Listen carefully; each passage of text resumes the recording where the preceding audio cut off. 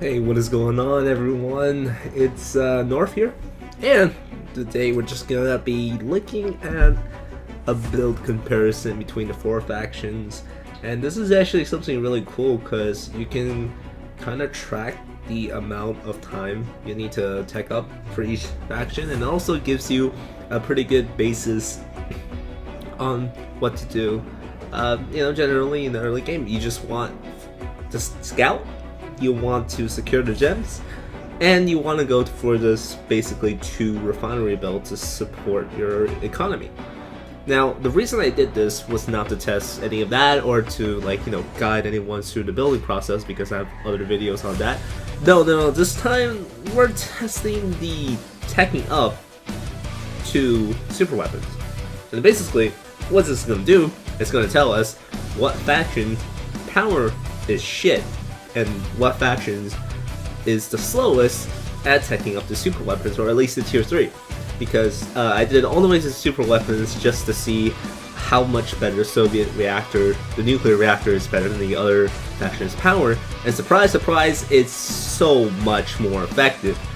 So you see, you can supply the tier 3, you can supply Iron Curtain, you can supply the nuke, the actual super weapon nuke, on 1 nuclear reactor, and you have about 1,000 to 1,000 power plus 20, 1,020 power left over, which means you can get 10 war factories or about 6 hammer defenses and 2 flak cannons, and that's just absolutely insane. It is way too cost effective for what it does, and I'm just trying to prove that maybe it needs some sort of nerf. It is just absolutely crazy. Now you might say, Soviet players might say that, well, it's 1 building. If you blow that up, you're pretty much on low power, and I'll say that, yes, it is a special building that doesn't actually have the build limit at 1. I would like it if there was a build limit at 1, but, whatever. It is a special building that you have to protect. However, protecting it is pretty darn easy when you can spam all the Tesla coils that you want. Which, by the way, you can spam a lot of Tesla coils on 2,000 power. Actually, I did some calculations before, and you can actually put 13 Tesla coils after you got the nuke and Iron Curtain and tier 3, all that stuff. So out of 1,020 powers, you can get 13 Tesla coils. Oh my fucking god, that is insane. But anyways, that is the huge disparity from Soviets to every other faction. Soviets less so versus Fowen and Epsilon because their teching up time is pretty similar, but Allies, it kind of lags behind basically everything because their power sucks ass.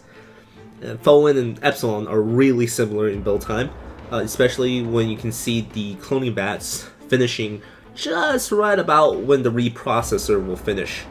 So it's pretty good for those 2 factions, but between Allies and between Soviets on the top, you can see that Soviets have industrial plant already.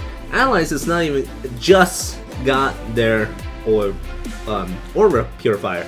So it's super disorganized, and asymmetrical balance is a thing, but I believe that there needs to be some kind of balancing factor for how good Soviet power really is, or maybe giving a little bit of buff to the Allied power plant, because this shit is fucking ridiculous. Look at that, it's the Iron Curtain is already up for the Soviets, and literally for nobody else, they haven't got their support weapon yet. Oh, Epsilon just got it, and Coil will be getting it soon, but hell, Allies aren't even close. So that's all I'm going to say for this. I'm going to let the video play out. Enjoy, and I'll see you guys on the next, I was going to say Angry Joe show, but this isn't quite the Angry Joe show.